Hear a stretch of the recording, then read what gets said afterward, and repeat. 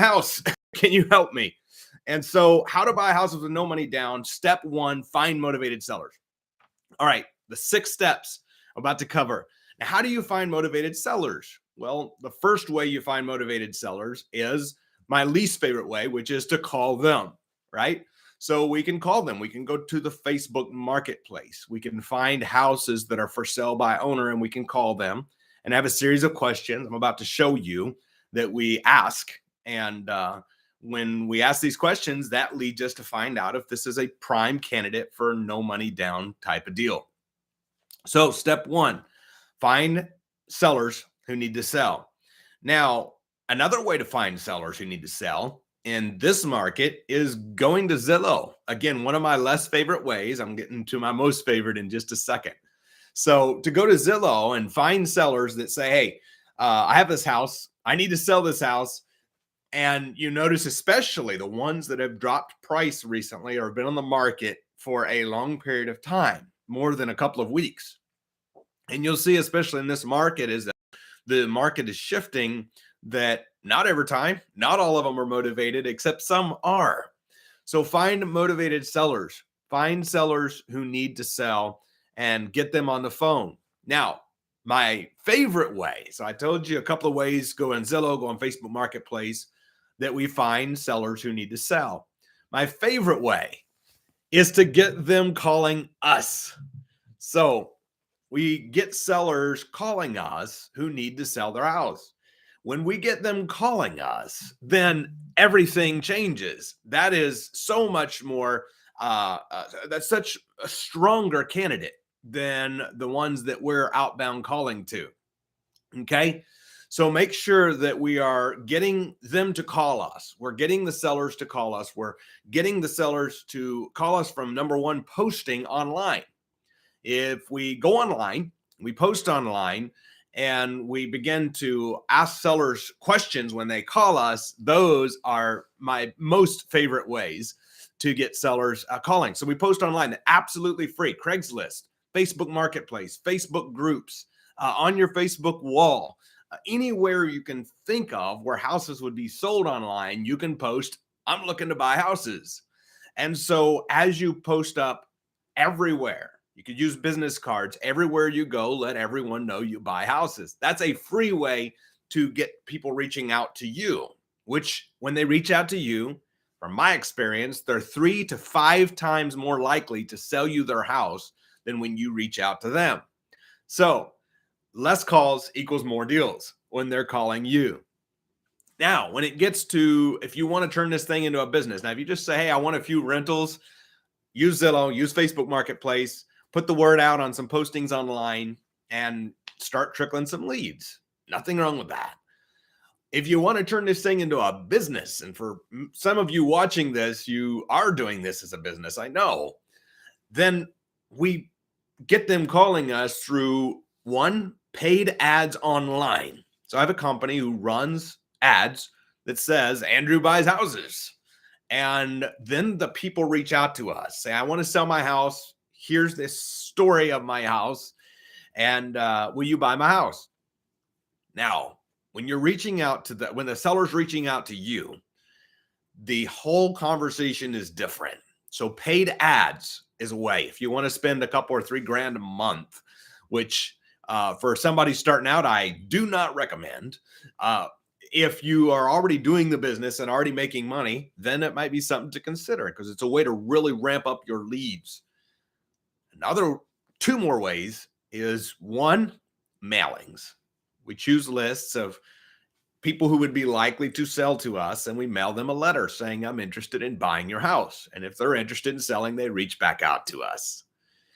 Now, lastly, you can have a virtual assistant cold calling by the hundreds, people who you bought a list from. That's another way that you can find sellers. Not one of my favorite ways, but that is another tool in your tool belt. So the conclusion of this segment, before we get to the next step, is decide where you're going to find sellers. Pick 3 sources, 3 free sources if you're in the newer stages, 3 free sources, and begin to constantly work those free sources. All right. So you've picked your sources.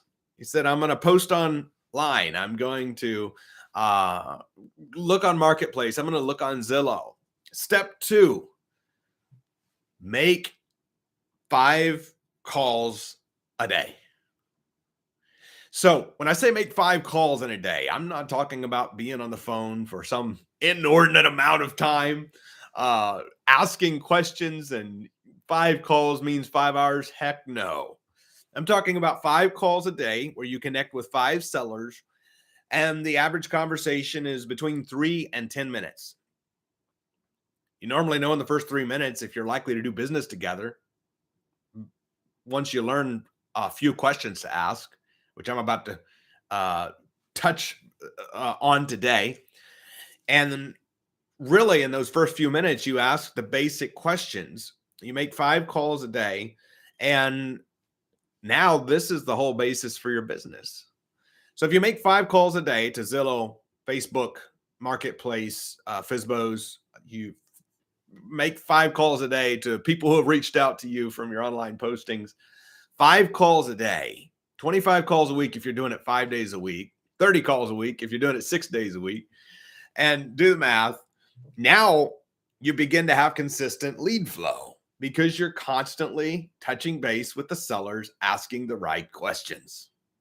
So what happens when you call these people? Andrew, I don't mind to call the people, but what do I say? Well, we ask questions. I want to remind you of something. When you get on the phone with sellers, the main thing is ask questions, because every seller's needs is different. And if I'm trying to convince a seller that I can close quickly and they want 3 months to move out of the house, well, I'm pressing the wrong button, because they don't want to close quickly. They want to close later. So whatever they need is what I'm going to be focused on. So in doing that, I encourage you to, there we go, lost connect for a second. In doing that, I encourage you to make sure that you are asking those questions. So what are the questions? Write these down if you're taking notes. If you're not yet, start taking notes. Number 1, if we agree on everything else, what's the least you'll take on price? That's one question you're going to ask.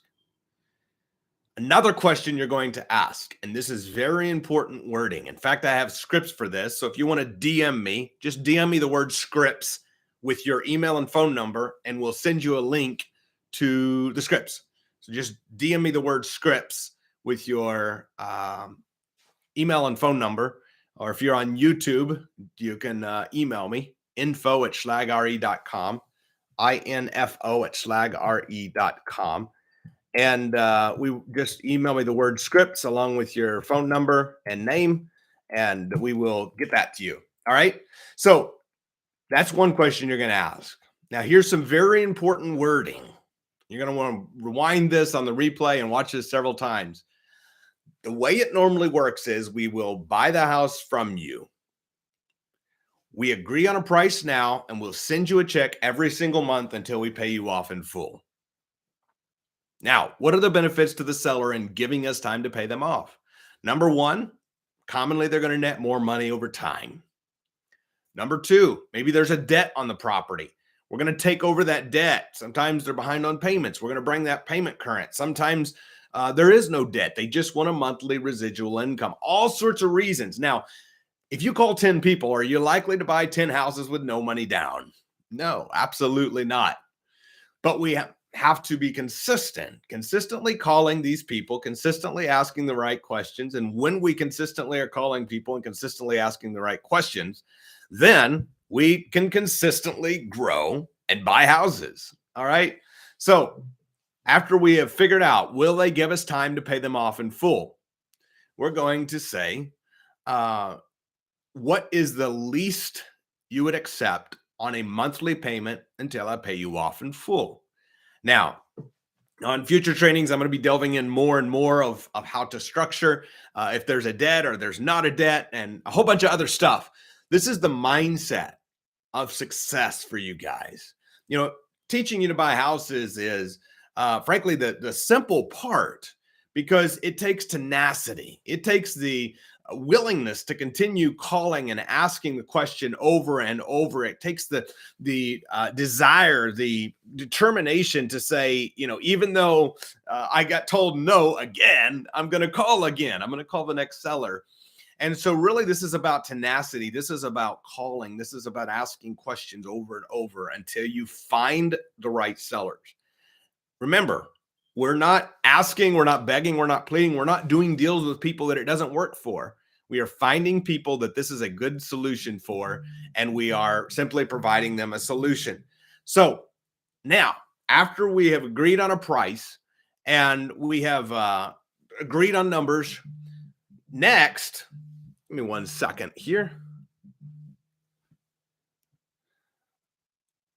Hello, Michelle. I'm live on Facebook and YouTube. Can I help you?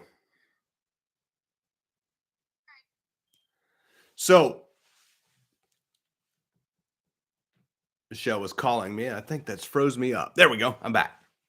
All right. So as you continue to grow this, as you continue to ask the right questions, you soon find that people will respond.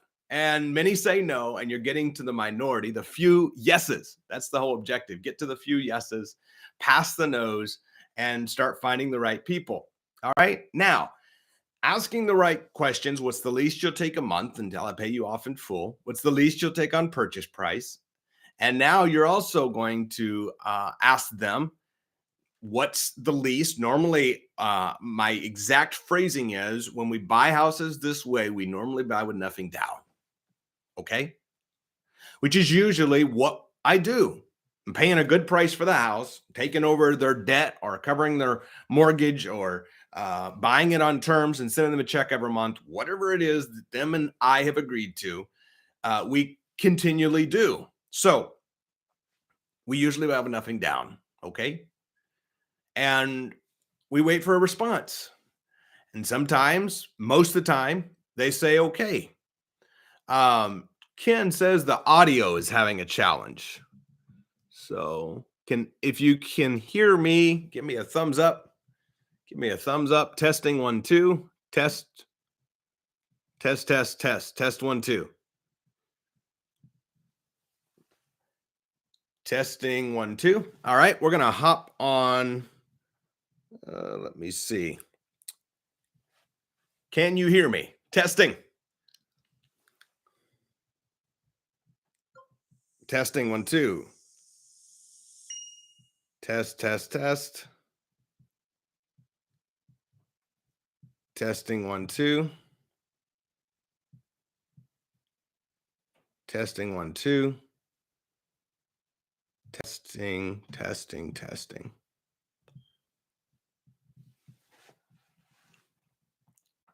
All right, we're back. So, how to buy houses with nothing down. Next step. Hopefully the audio is working now. Ken, hopefully you found me again. And we're going to wrap this up here over the next 15 minutes or so on how to buy houses with nothing down. All right.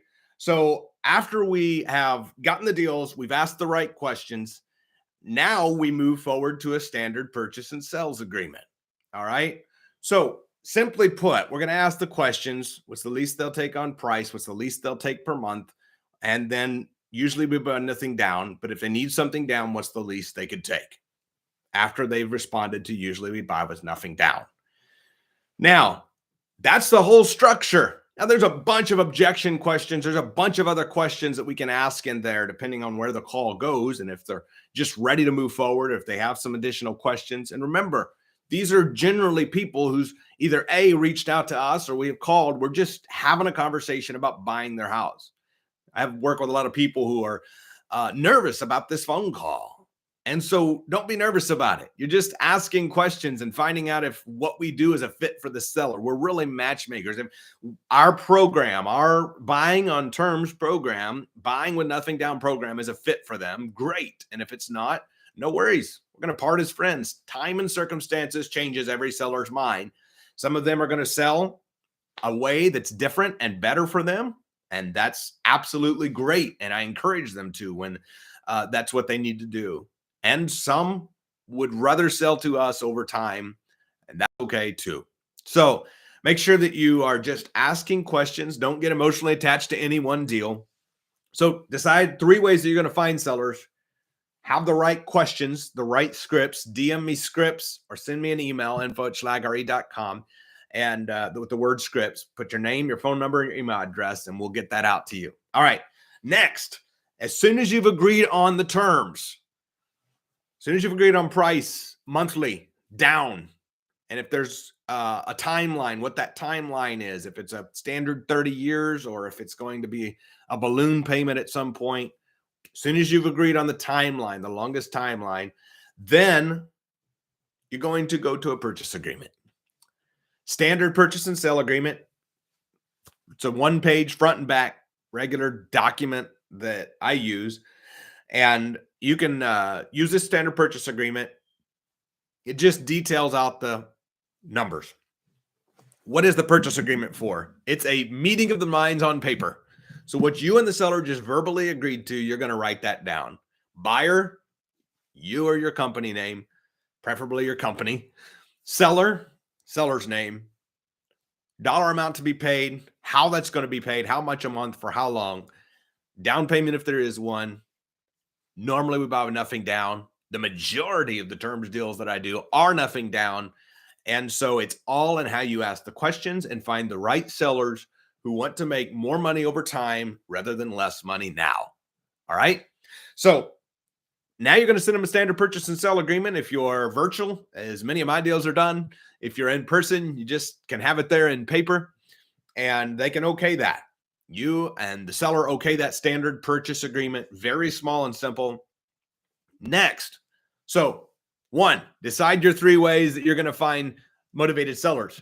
2, decide your scripts. Get your scripts. Do your calls. 5 calls minimum every single day. Shouldn't take you more than an hour to do that. And talk to 5 people. And the reason I say an hour instead of 30 minutes is because not everybody's going to answer. So you're going to dial and there'll be a few people that don't answer. Either way, it's going to be fast. So dedicate that time every day to calling and talking to 5 people a day. Now you're going to fill out the standard 2-page, 1-page front and back purchase agreement. Get that okayed by them. Next, if you already have one, you're going to send it to your closing attorney. We always close with real estate attorneys. It protects us. It protects them. We want this done right. All right. So if you don't have a attorney, you're going to find one by joining the local Facebook real estate meetup groups. Hello, Kurt, and welcome, brother. Good to see you on here. So, by the way, guys, just comment hello and where you're from. Comment hello and where you're from.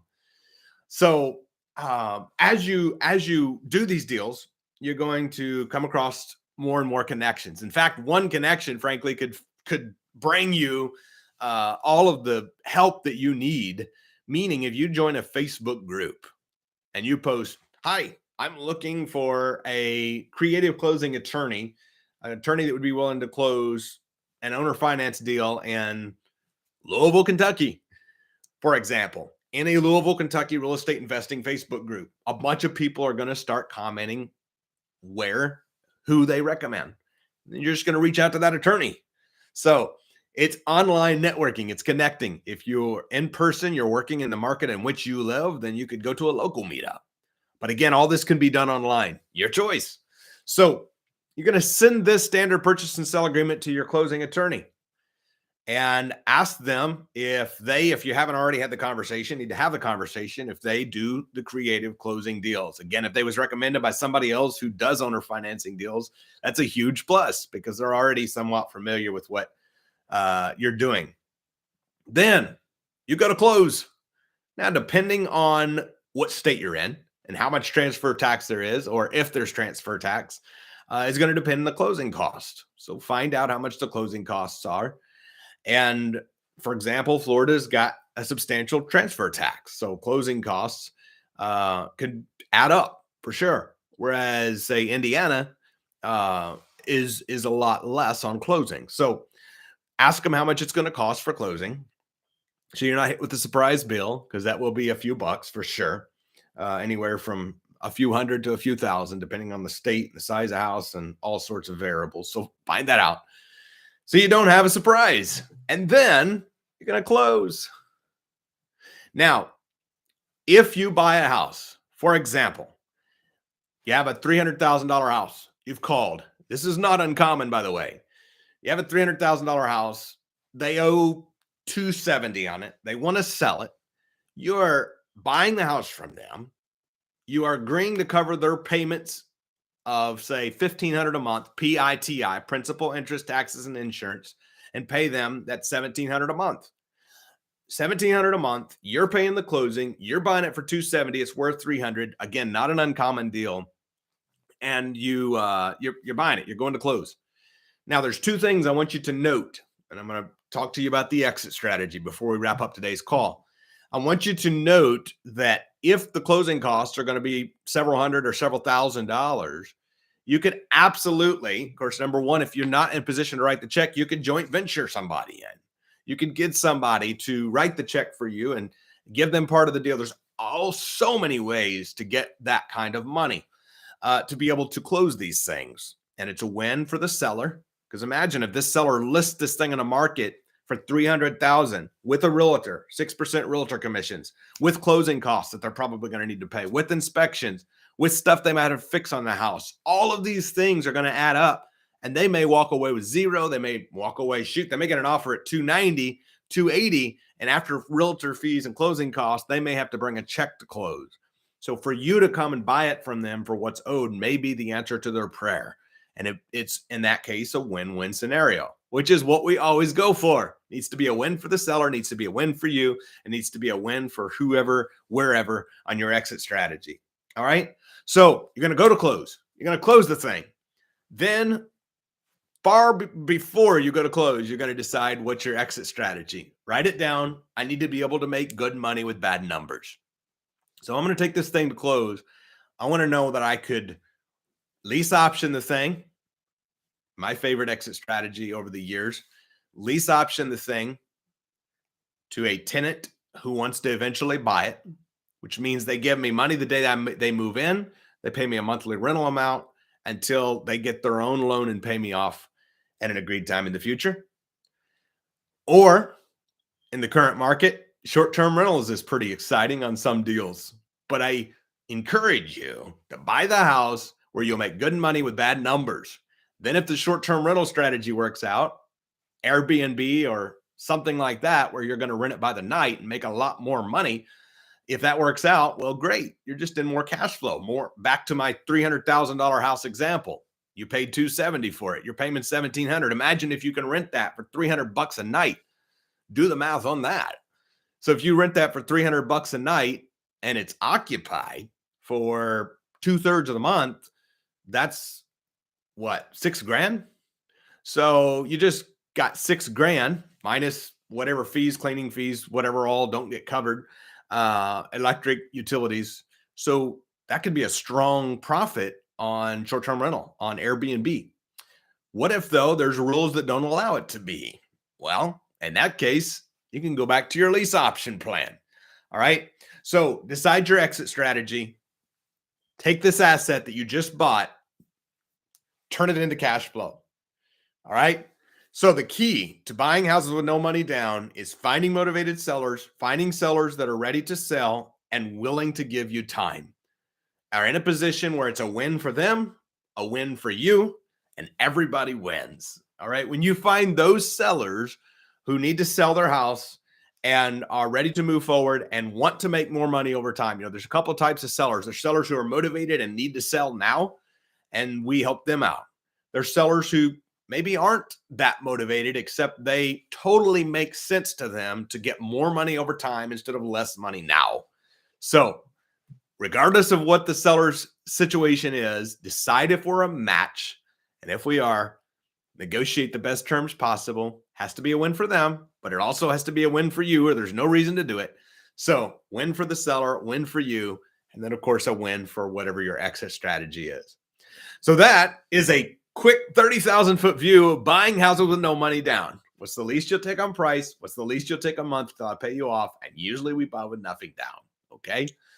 3 simple questions. If you get good at asking those questions, DM me or shoot me an email asking for scripts. Just say scripts, and we'll get you those scripts. Make sure to include your name, email, and phone number. We'll get you the scripts, and you can ask the right questions, and magic starts to happen. Thanks for being here. I'll keep dropping this amazing value for you, and we are going to have much less technical challenges on the next one. My desire is that's the plan anyway. So we're going to get all this figured out and streamlined and smoothed out. I'll see you on the next live. Stay blessed. Bye-bye for now, guys.